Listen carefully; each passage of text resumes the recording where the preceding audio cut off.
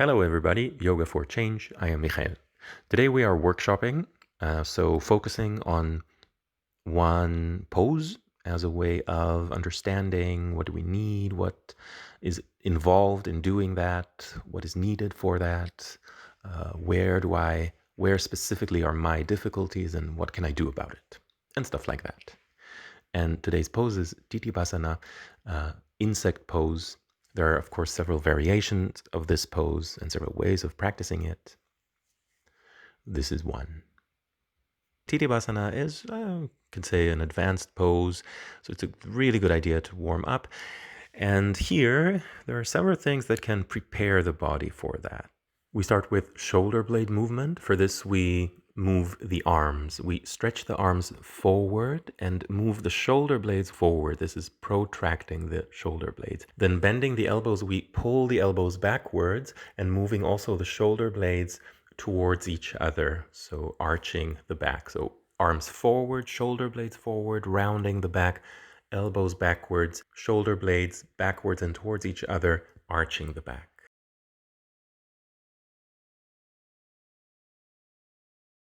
So thinking of both the vertical axis, which is the spine, and that which we are arching and then rounding, but then also the horizontal axis crossing your shoulders. So wanting to open that axis as well as you arch the back and pull the elbows backwards and the shoulders back, and then make it more round as you move the shoulder blades forward. It's a beautiful thing about the shoulder blades. They can really float and move on the backside of the rib cage, move around. They are surrounded with a lot of muscle. Now we start with the core. Lying on the back. The knees are bent, the feet are on the mat. So I am lengthening the arms over the head as I breathe in, exhaling, coming up, inhaling there, then exhaling, knee to the chest, inhale, change, exhale, other knee to the chest, feet on the mat, and exhale. If you arrange the breath a little bit differently, that's fine. It's helpful to exhale as you do the most difficult part of the movement, which is really pulling the thigh to the chest. See if you can actually touch your chest with the thigh without using the hands, really just by pulling the leg there, and fully stretch the other leg. So both legs are very active. So really holding this position. I'm not rolling up too much. My lower back stays on the mat, and it's more about the rounding of the back than about going up very high.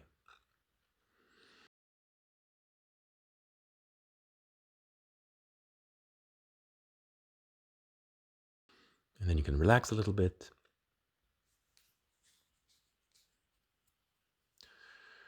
Next thing we're going to do, we know this very well, cat and cow.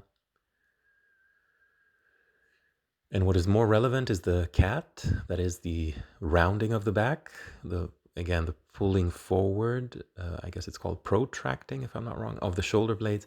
That's more relevant, but now we do both, again, just to feel, sometimes also doing one thing helps understand the opposite of it. So both rounding the back and arching the back.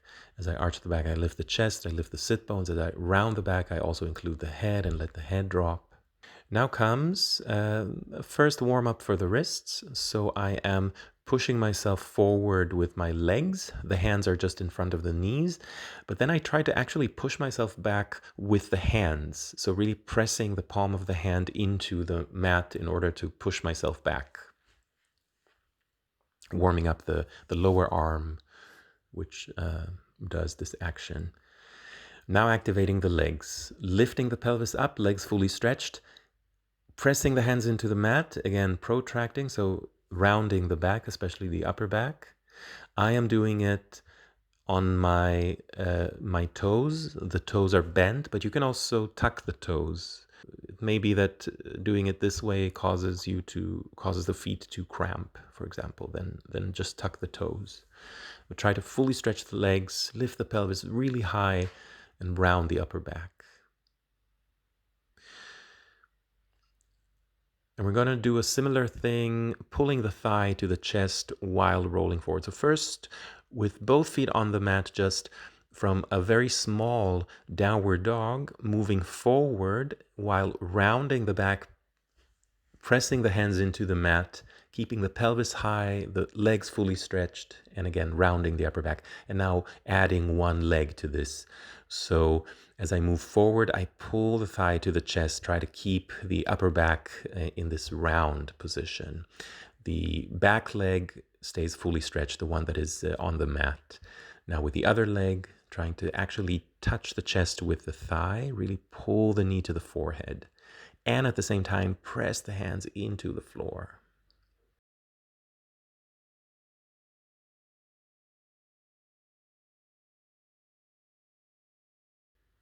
And then rest a little bit and think of what you're going to do next.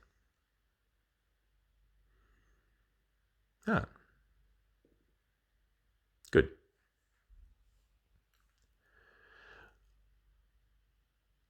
And you cannot really get into Tittibasana without preparing the hip joints a little bit. So this is Malasana. I'm showing it once from the side and then once from the front. The feet can be turned out a little bit, corresponding to the position of the legs, the size. So if the knees are pointing a little bit out, the feet should be pointing in a similar direction or exactly the same direction. And you have the arms between the legs, hands together. Try to lengthen the spine and let go in the hip joints, let the pelvis really sink, really drop like a stone. A little bit more hip work. Some people call this hip opening. You can do that if you want. Now I have one foot in the front on the outside of the right hand, the left foot in the back. The left leg is fully stretched, and then I'm gonna go. You can either stay with your hands on the mat, or you can do like I do, taking the elbows on the mat. And if you do that, try to have the lower arms parallel to each other, if that's possible. Then you're also working a little bit on the outer rotation in both shoulders. Same thing with the other leg, but before, we're going to just step one foot to the front and then the other foot. So I'm stepping the right foot just outside of the right hand, then back into plank, then the left foot just outside of the left hand, and then stepping back, just as a bit of a strengthening and a warm-up. Now giving it more time, left foot is in the front, the right leg stays fully stretched, and I either stay like that on my hands under the shoulders, or I bring the elbows down to the mat. And also here I am rounding the upper back. So this is really deepening this folding in the hip joint. You can see my leg behind my torso. That means I'm really going to the maximum bending, folding of the hip joint. Child's pose, also quite a good preparation, because also there you have this folding in the hip joints. The thighs come into contact with the torso. It's just a more relaxing position compared to the other ones. It's a wide child's pose variation, so I have the knees wide apart, so my upper body, my belly really sort of drops between the legs. And of course, also relevant, also useful for us for Tittibasana is the forward bend, Paschimottanasana. In the forward bend, it helps if the legs stay a little bit active. So the toes are pointing up, the legs are a little bit engaged. You don't have to exaggerate this, but also here the spine goes into a nice rounding. So rounding the spine in the forward bend, it's not a compromise. It's not it's a part of it. It belongs to this pose.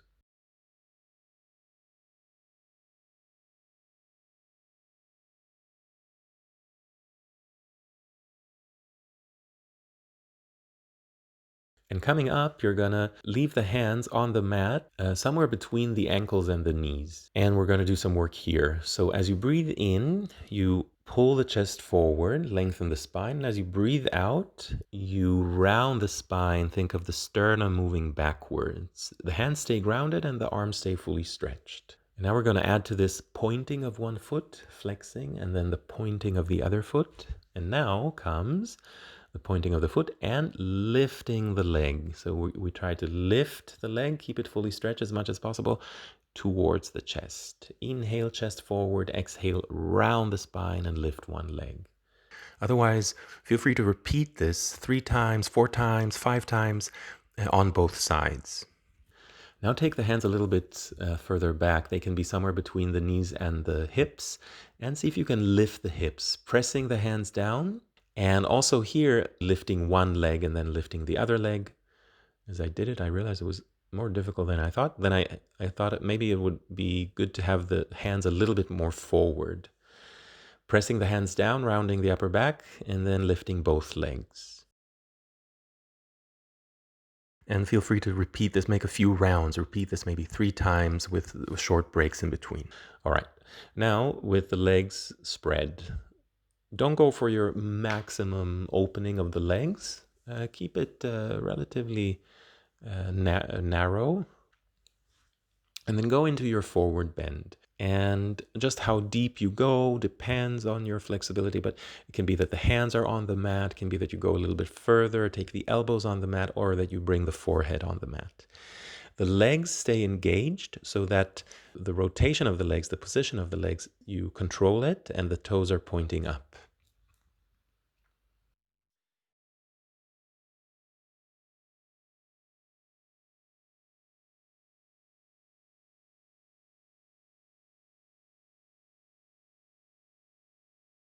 And now we're going to do the same thing that we did before, now in this position. So chest moving forward, inhaling, chest moving backward, exhaling. I'm already adding the pointing of one foot, and now I'm lifting one leg. In, exhale, lifting the other leg. Always lifting the leg as I exhale. And always also doing it in combination together with the rounding of the spine.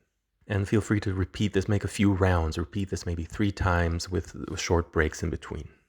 Now, just a little pause and a little counter movement, bridge pose, just lifting the hips, the pelvis, keeping the feet grounded, just in order to activate the back and to stretch out a little bit the front of the hips, the front of the body. We've been doing exactly the opposite until now.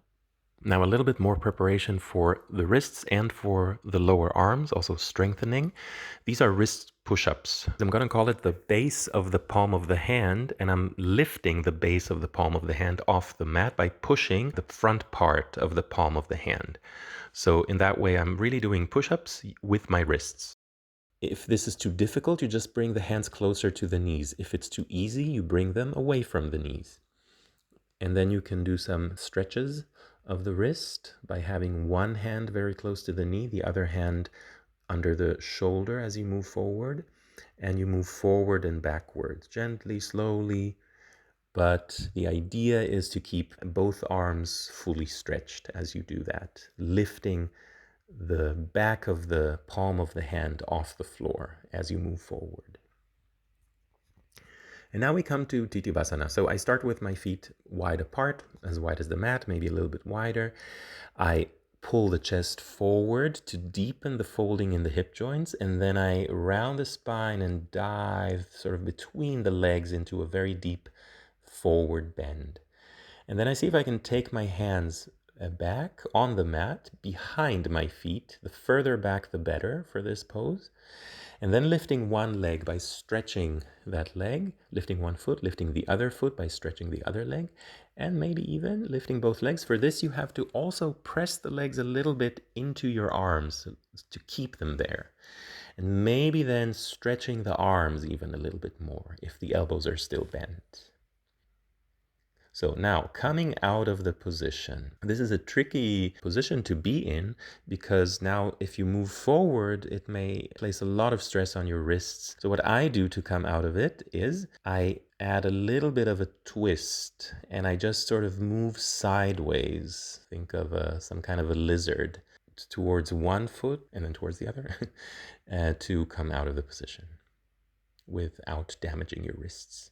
And do something nice and in something that helps you recover in the wrist joints, something that relaxes the hip joints, the hip flexors. It can be twisting, it can be again going into a shoulder bridge or some kind of a mild back bend, maybe using a block under the sacrum to make it really nice and easy and relaxed, but still opening that front side of the hips, which has contracted a lot during this practice. I hope this helps. I hope you like this pose as much as I do, and that practicing it can be a fun part of your yoga practice. So use any of these things, exercises and things, to help you get into this pose, practice it, or just for inspiration. Comment, subscribe. Let me know what would be helpful for you in your practice to focus on. Is it an asana, a specific position, or a movement, or something in specific, or a question, or whatever? You can write in the comments below. Have a great day.